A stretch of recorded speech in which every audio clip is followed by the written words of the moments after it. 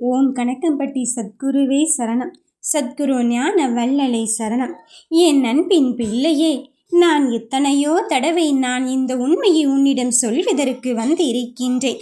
ஆனாலும் நீ ஒவ்வொரு தடவையும் என்னை தட்டி கழித்தல்லவா இருந்து இருக்கிறாய். இன்றாவது கேள் என் தங்க பிள்ளையே, நான் உனக்கு தருவது நடக்கும் என்று சத்தியத்தின் உண்மையை தந்திருக்கின்றேன். அப்படி இருக்கும்போது அதை ஏன் வாங்க மறுக்கிறாய்? உன் மனதிற்கு பிடித்தது உனக்கு வேண்டாமா? நீண்ட நாள் ஏங்கி தவித்தது உனக்கு வேண்டாமா? இன்றாவது கிடைக்குமா என்று ஒவ்வொரு விடையிலும் காத்திருந்தது இன்றாவது உனக்கு வேண்டாமா?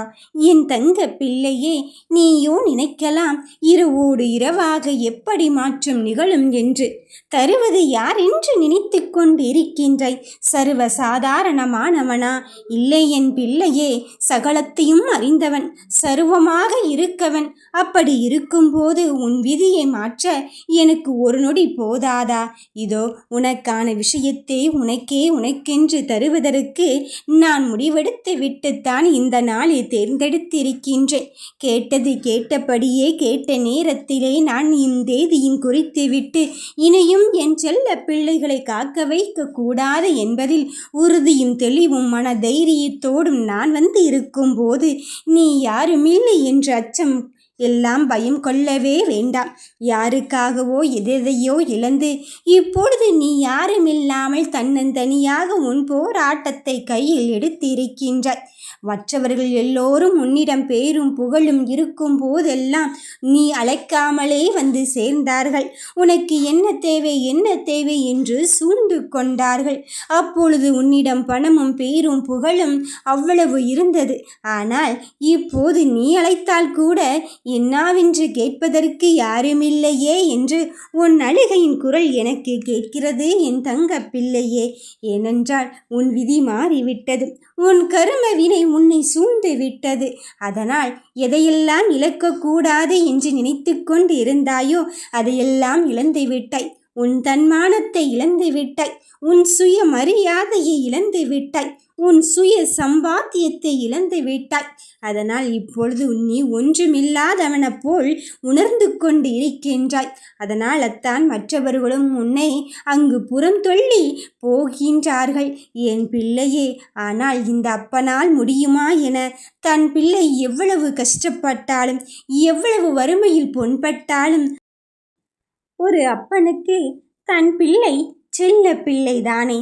எத்துணை குழந்தைகள் இருந்தாலும் எத்தனாவது குழந்தையாக இருந்தாலும் அந்த குழந்தையானது அப்பனுக்கு செல்ல பிள்ளையாகத்தான் இருக்கும். அப்படித்தான் நீயும்.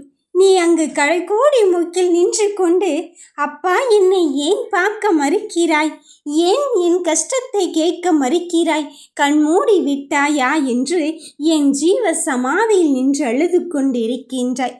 நீயோ நினைக்கலாம் நாம் இந்த ஓரத்தில் நிற்கின்றோம், இந்த முக்கில் நிற்கின்றோம், நம்மை எப்படி கண்டு கொள்வார் என்று. அதுவல்ல என் தங்க பிள்ளையே. நீ கடைக்கோடி முக்கில் நின்றாலும் உன் கையை பிடித்து கரை சேர்ப்பது இந்த அப்பனின் கடமை என்பதை நீ ஒரு பொழுதேனும் மறுத்தும் விடாதே. நீ எதை என்னிடம் கேட்டு கண்ணீர் விட்டாயோ அதையே உன்னிடம் தருவதற்கு நான் உறுதியாக இருக்கின்றேன். இழந்து விட்டேன் என்று இழந்ததை நினைத்து அழுது கொண்டு இருக்காதே. இழந்ததனால்தான் சில விஷயங்கள், சில உண்மைகள் உனக்கு புரிய வருகிறது. யார் உன்னோடு இருக்கிறார்கள், யார் உன்னோடு இல்லை என்பது உனக்கு புரிய வருகிறது. என் தங்கமே, உனக்கான சூழ்நிலை என்னவென்று புரிய வைப்பதற்குத்தான், உனக்காக யார் இருக்கிறார்கள் என்பதை புரிய வைப்பதற்குத்தான் இந்த நிலைமையை நான் சற்று அனுமதித்தேன்.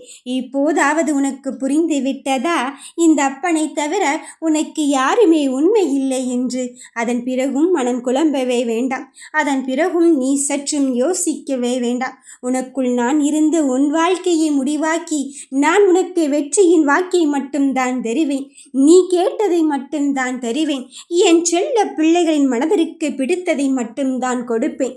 அப்படிப்பட்ட சத்தியத்தின் உண்மையை என் பிள்ளைகளுக்கு நான் கொடுத்த பிறகுத்தான் என் பிள்ளை என் கையில் வந்து சேர்ந்திருக்கிறார்கள். அப்படி இருக்கும் பட்சத்திலே உன்னை கைவிடும் எண்ணம் எனக்கு எப்பொழுதும் கிடையாது என் தங்க பிள்ளையே.